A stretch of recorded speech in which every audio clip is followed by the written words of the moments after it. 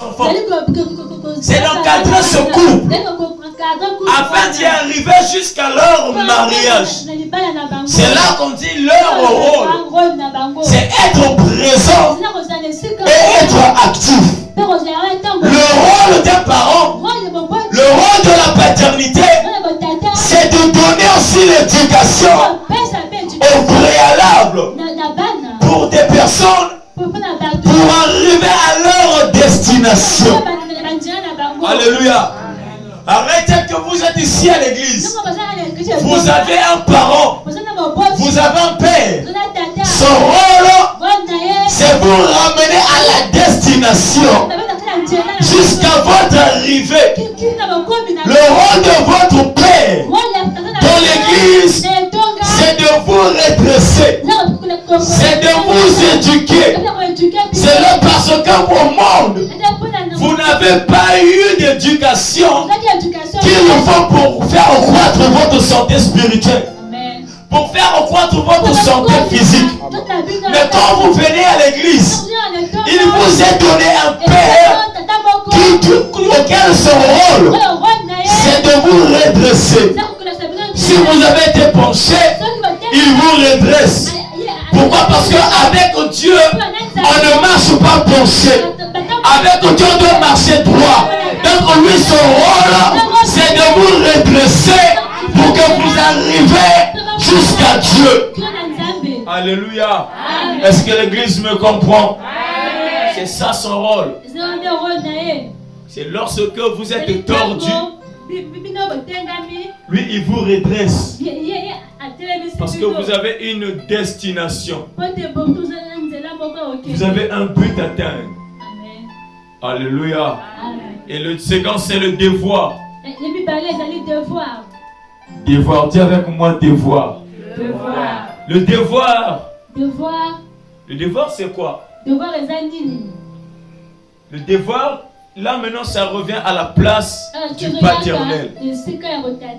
À la place de la paternité. C'est de remplir pleinement son engagement. Le rôle, c'est ce que vous devriez comprendre. Mais le devoir, c'est ce que lui, il doit manifester. Je répète encore. Le rôle, c'est ce que vous devriez comprendre auprès de la paternité de votre père. Mais le devoir, c'est ce que la paternité du père doit se manifester envers vous. Amen. Le devoir d'un parent, que l'enfant ne le demande ou pas, il doit agir. Est-ce qu'il y a des parents ici? On connaît tous. À la maison, nous avons des enfants. Que l'enfant ne demande ou pas. Mais toi, tu connais. Tu dois remplir ton devoir. Amen. Tu dois remplir ton devoir. Pourquoi? Parce que c'est ta responsabilité.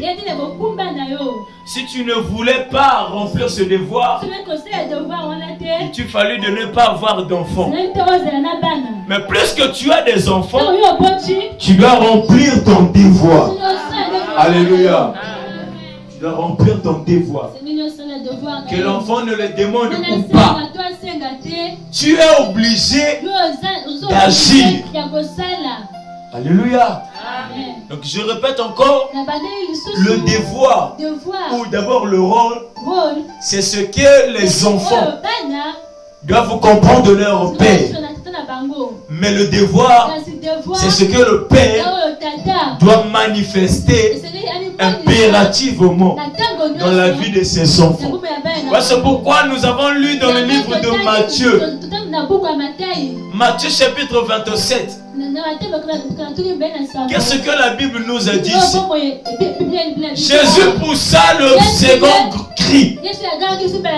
Quand il poussa le second cri, il rendit l'esprit.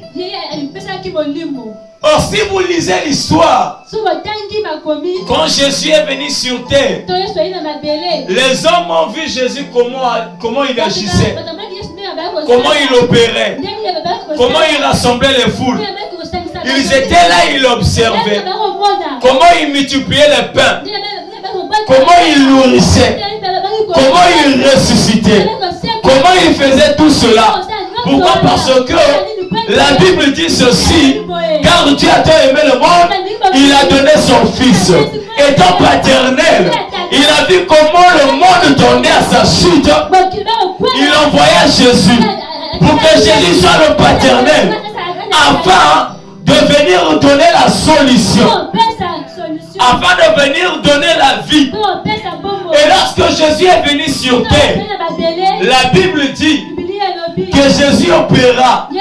Il marcha même sur les eaux. Il ressuscita. Il a donné la vie à des morts. Les paralytiques ont marché. Les aveugles ont recouvert la vie. Il a vu toutes ces choses. Et les gens aussi étaient là pour voir cela. Il les assistait.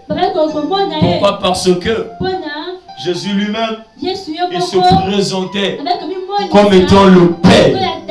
Amen.